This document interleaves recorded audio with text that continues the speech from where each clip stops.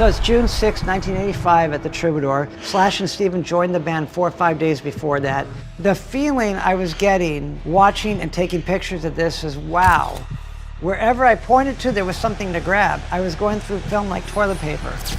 My heart was pumping because everything sounded so cool and so good, and they sound like they've been playing together for like months, and yet they've only been together 4 or 5 days. I knew that all they got to do is stay together and not die or go to jail, and they're going to make it. We're Guns N' Roses!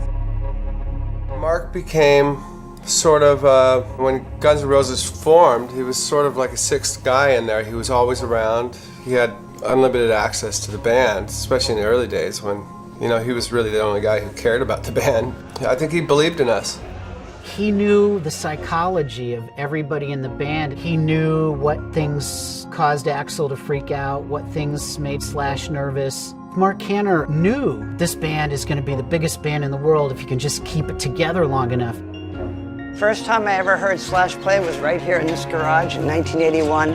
I was sitting right here, just kicking it, and Slash was right here, and he was playing his BC Rich Mockingbird with the Sun amp. It was such a rich, thick sound coming out of it, and the notes that he was choosing to put in the guitar solos were just ripping a hole through my spine.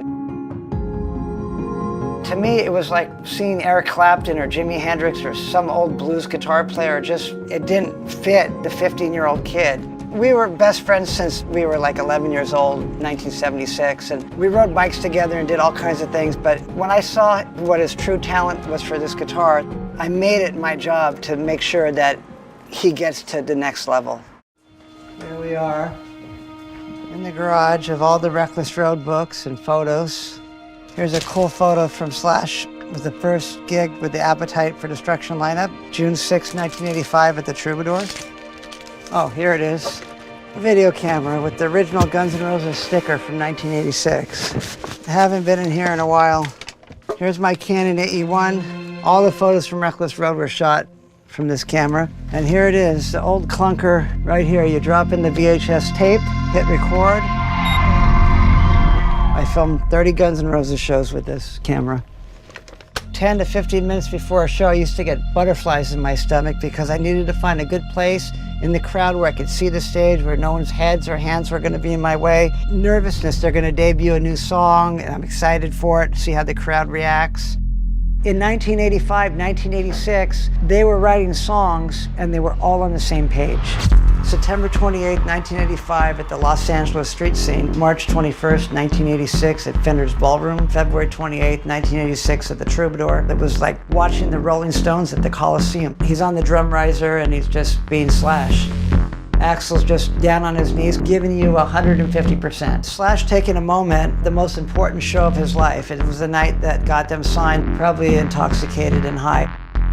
By then, they basically had the city by the balls. 1993, I started putting this together, which became my book, Reckless Road. And this is just my passion. Fans want to know where this came from, how it started.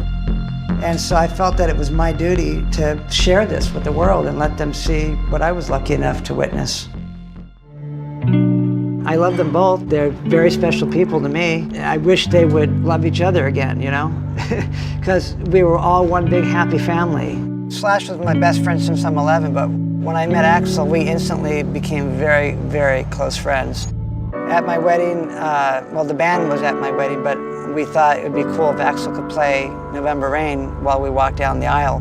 But nobody knew what November Rain was because it was 2 years before it came out.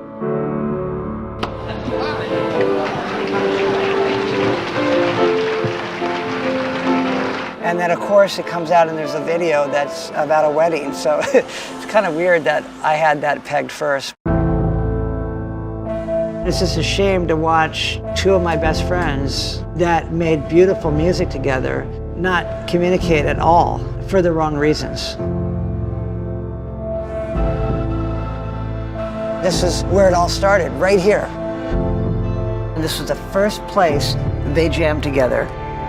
You knew that there was something special here. It was a start of something great to be. What made it so good was the fact that This is just a little tiny crappy rehearsal space. Slash was 19, Axl was a couple years older. They were just finding themselves. This was the place that my friends came together for the first time and realized the chemistry. What it would take to get these guys back together is simple. Come back where it all started, right here. This is the room they started in. No bullshit, just put them in here without any management, any handlers, any roadies. I believe that the chemistry inside them, the gravitational pull, is so strong that if they would just walk in this room, music would pour out of their souls. They know they needed each other back then. They know they need each other now. You put those guys together in that little $15 an hour rehearsal space where it all started, that's all you need.